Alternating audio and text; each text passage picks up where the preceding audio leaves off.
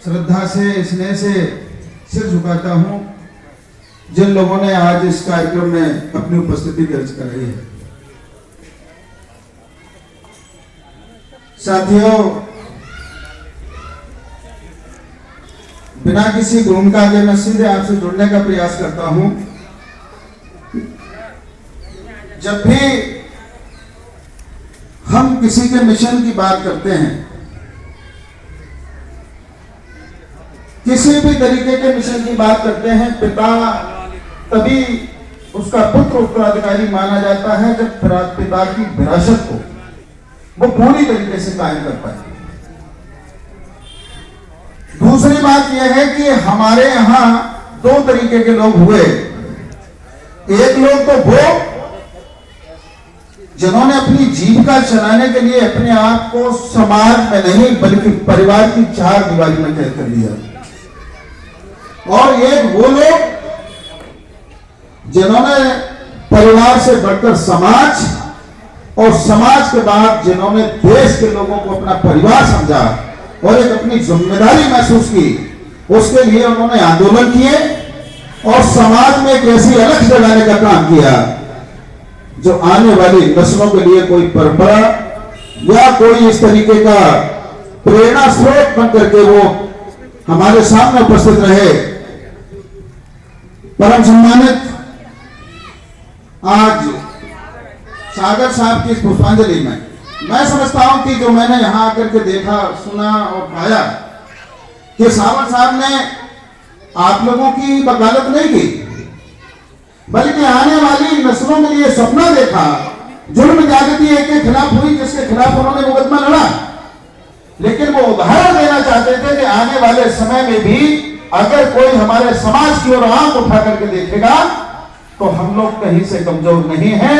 मुझे बाबा साहब डॉक्टर भीमराव अंबेडकर ने जो संविधान दिया है, जो मुझे अधिकार दिए हैं, जो मुझे जीने की कला सिखाने वाली हमारी संस्कृति को पुनर्जीवित करने का काम किया है, उसको हम उसी के माध्यम से आप लोगों को बिल्कुल कहीं भी डरने की जरूरत नहीं है। और उसके लिए उन्होंने संघर्ष का रास्ता अपना करके सारे समाज को यह संदेश दे दिया कि हम लोगों के लिए करना है। लेकिन आज दुर्भाग्य इस बात का है, इतने बड़े मनीषी, इतने बड़े विद्वान, जिसका सही बात यह है कि सही मायने में हमारी जो आज की पीढ़ी है, वो आज की पीढ़ी और जो हमारी पीढ़ी अब तक जो सुख भोग गई, जिसने 70 सुख भोगा उसकी बात अलग है, उसके तो बारे न्यारे हो गए हैं। हमारे यहां जिन लोगों ने आरक्षण का लाभ लिया, जिन्होंने नौकरियां पाली, उनकी चमड़ी इतनी मोटी हो गई है कि वो समाज के लिए कतई रेंगना नहीं चाहते। और उनके पास एक बात और है, उनसे कहो तो वो कहते कि मेरे पास समय नहीं है। शादी ब्याह में जाने के लिए बिल्कुल समय है। हमारा समाज चल किस दिशा में दिया है मुझे तो पता ही नहीं है। बुद्ध और उसके धम्म को हम जीवन में इसलिए उतारे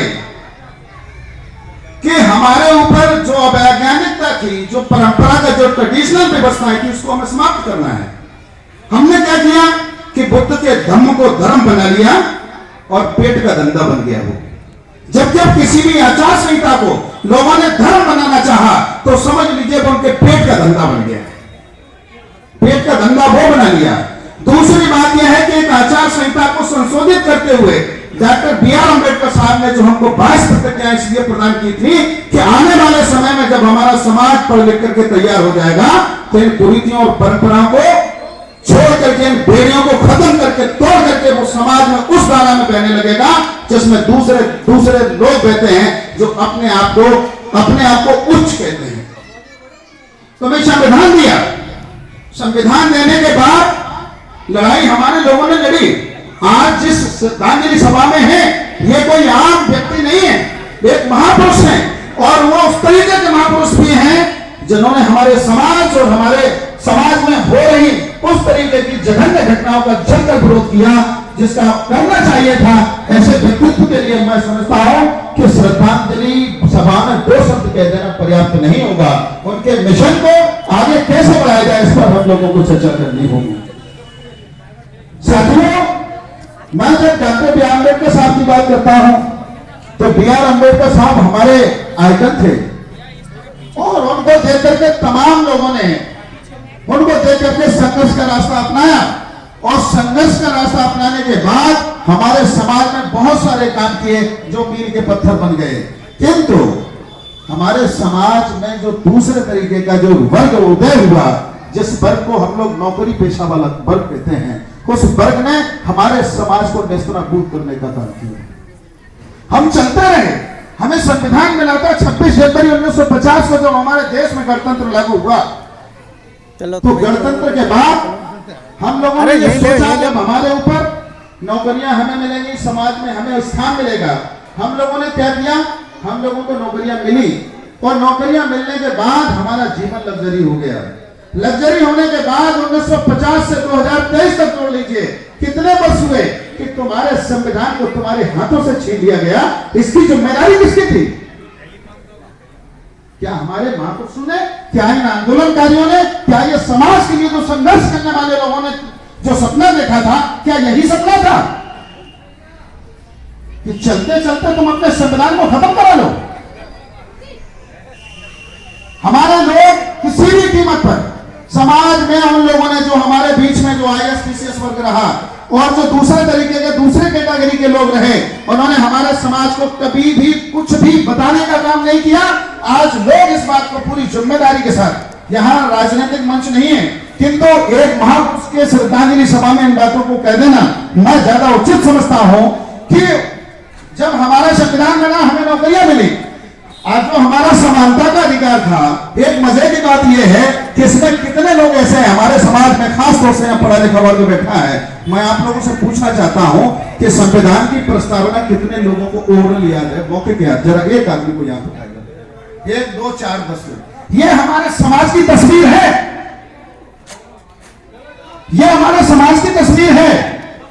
हमारे ऊपर हमको जिसके लिए कहा गया, और ऐसा नहीं है यहाँ अम्बेडकरवादी नहीं है, सारे लोग अम्बेडकरवादी हैं और मंचों पर तो अम्बेडकरवाद मानो गंगा बहने लगती है, लेकिन एक सिंगल आदमी को अपना जो हमारा संविधान दिया है उसकी हमको प्रस्तावना नहीं मालूम, हमें नहीं मालूम क्या जो मौलिक अधिकार हमको प्रदान किए गए थे उसका मतलब क्या है, हमें नहीं मालूम है कि एक शब्द जिस NFS ने तुम्हें और तुम्हारे आरक्षण को और हमारे जो संघर्ष करने वाले जो हमारे पुरोधा थे, उन सारे पुरोधाओं के सपने को नेस्तनाबूद कर दिया।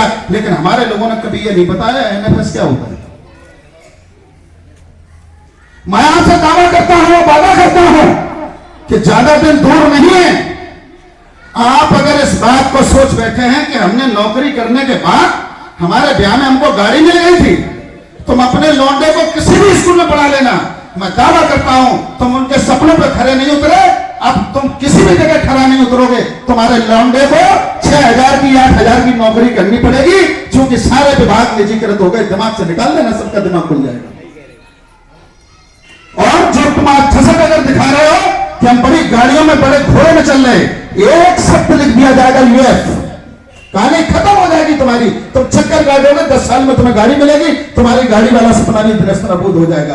तुमने समाज के साथ बेईमानी की है, हमारे महापुरुषों के साथ बेईमानी की है, हमारे उन लोगों के साथ बेईमानी की थी। हम तो कुछ और सपना देखे थे, सपना कुछ और था। सपना यह था जो हमारे महापुरुषों ने देखा था, सोचा ये था। मैंने कहा एक जगह मंच पर खड़े होकर के मैंने कहा, और कभी सम्मेलन के मंच पर खड़े होकर के मैंने कहा कि जब हमारा देश किसानों को प्रतिनिधित्व करता है और किसानों के खिलाफ बिल बना दिए गए, बिल बनाने के बाद हमने क्या देखा कि हमारे किसान जब अपना कह रहे थे कि साहब हमारे ये बिल मतलब के नहीं, सरकार उन पर लाठियां मारने लगी। हमारे देश की संसद हमारे किसानों का प्रतिनिधित्व कर रही थी। दूसरी बात यह है कि हमारे देश में रोजगार की गारंटी जो कही गई कि हम तुमको 2 करोड़ रोजगार दे देंगे, यहाँ पार्टी पॉलिटिक्स को नहीं, लेकिन हमारे महापुरुषों के सपने के हिसाब से सरकारों ने हमेशा अपने एजेंडे में इन चीज को रखा कि हम तुम्हें 2 करोड़ रोजगार देंगे। एक रोजगार नहीं दिया, हमारे करोड़ों लोग रोजगार से वंचित हो गए। आप घर में बैठकर बनने आ रहे हैं, ये मैंने देखा अपनी आंखों से। दूसरी चीज ये थी कि जिसकी दुहाई देकर के सत्ताधारी दल बार बार आते रहे, और सत्ताधारी दलों ने आज वर्तमान में भी जो सरकारें चल रही हैं, उन सरकार ने क्या किया, जिस वेद की पुराण की दुहाई देकर के आए और हमारे देश में हमारे अभी भाई साहब जो संचालन कर रहे थे उन्होंने कहा कि जमादारों की लड़ाई नहीं। हमने देखा कि मनीषा को इस टाइम में मनीषा को उसके आधी रात में उसको जला दिया इसका प्रशासन ने। तब मैंने मंच से कविता पढ़ी थी और ये कहा था कि जब किसान हो सड़कों पर तो संसद का उपयोग कहां है? खत्म हो गई संसद। जब किसान हो सड़कों पर तो संसद का उपयोग कहां है? रोजगार को युवा भटकते, शिक्षा का उपयोग कहां है? तो दुष्कर्मों के बाप बेटियां आधी रात जला दी जाए तो पूछ रहा है जंगल का मन न्याय कहां और धर्म कहां? पूछ रहा है जंगल का मन न्याय कहां और धर्म कहां? सपने हम लोगों ने देखे थे। सारे लोगों ने जब संविधान निर्माण हो रहा था तो संविधान सभा में एक एक बात को स्पष्ट किया गया। हमने ऑस्ट्रेलिया से संपत्ति सूची ली, लोगों को नहीं मालूम कि ऑस्ट्रेलिया पढ़ना है कि नहीं पढ़ना है। लोगों ने जब हमने कनाडा के वहां से संग लिया तो नहीं जानते कि हमें कनाडा पढ़ना है कि नहीं पढ़ना है। अम्बेडकर साहब की बात करते, जब ध्यान आ गया हाथ ऊपर को उठाया, कहने लगे अम्बेडकर साहब ने कहा। अम्बेडकर साहब ने कितनी किताबों का अध्ययन किया, कितने साहित्य का अध्ययन किया। तुम्हें हक नहीं है कि अम्बेडकर साहब का तुम नाम लो। तुम लोग वो लोग नहीं हो जिसको अम्बेडकर साहब ने तुम्हारे लिए सपना देखा था कि हमारी परिवार, हमारा संतान, हमारा समाज, हमारे देश के लोग आगे बढ़ करके जाएंगे।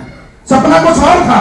तो संत जी की लाइनों में मैं उसको स्पष्ट कर रहा हूं कि हो गई है पीर, पर्वत सी पिघलनी चाहिए, इस हिमालय से कोई गंगा निकलनी चाहिए। आज ये दीवार पर्दों की तरह हिलने लगी है, जिसको सोचो वही बेकार निकलता है। हम नेता बनाते हैं, हमारे घरों से अधिकारी बनते हैं। लोग आज कह रहे हैं सरकार, मैंने चैलेंज करके कहा, अभी कुछ समय पहले ही कहा है, हमने कहा मत भूल जाओ मेरे ऊपर तुम कोई जुर्म ज्यादती कर रहे हो। तुम्हें 1857 का सैनिक विद्रोह पता नहीं है? ये तुम रईस हो सकते हो, वो एक अलग चीज है। किसानों के लड़के, तुम्हारी पुलिस और फौज में नौकरी तो हमारे किसानों के लड़के कर रहे हैं। सशस्त्र विद्रोह होने में देर नहीं लगेगी, लेकिन हमारा लड़का अगर पुलिस में लग जाता, फौज में लग जाता, किसी भी विभाग में लग जाता, 2 नंबर का काम कर रहा है, मेरा लड़का बहुत अच्छा है।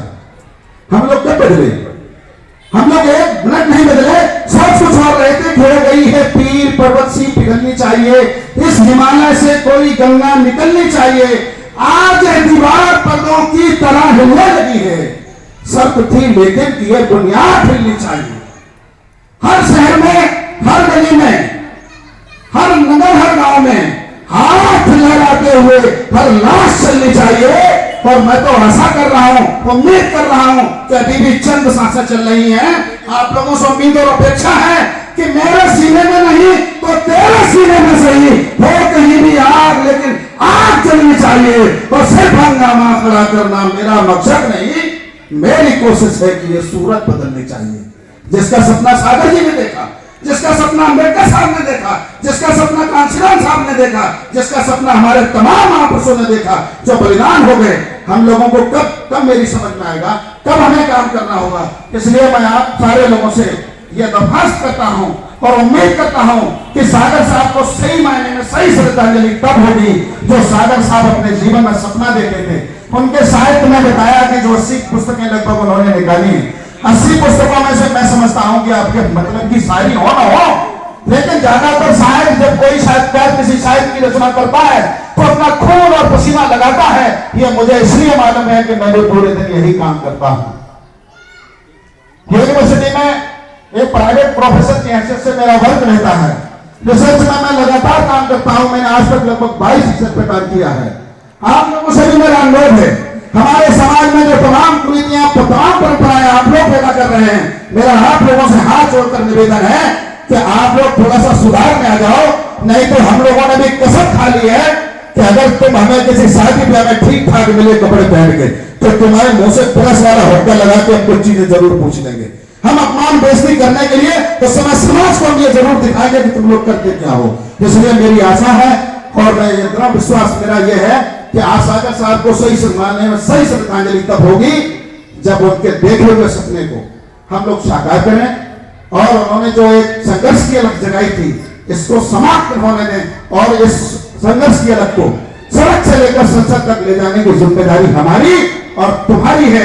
इन्हीं शब्दों के साथ पुनः मंच को प्रणाम करता हुआ परम सम्मानित जो हमारे बीच नहीं है सागर साहब को श्रद्धांजलि देता हुआ आपकी उपस्थिति को प्रणाम करते हुआ मैं अपनी वाणी को विराम देता हूँ। जय भीम, नमो बुद्धाय।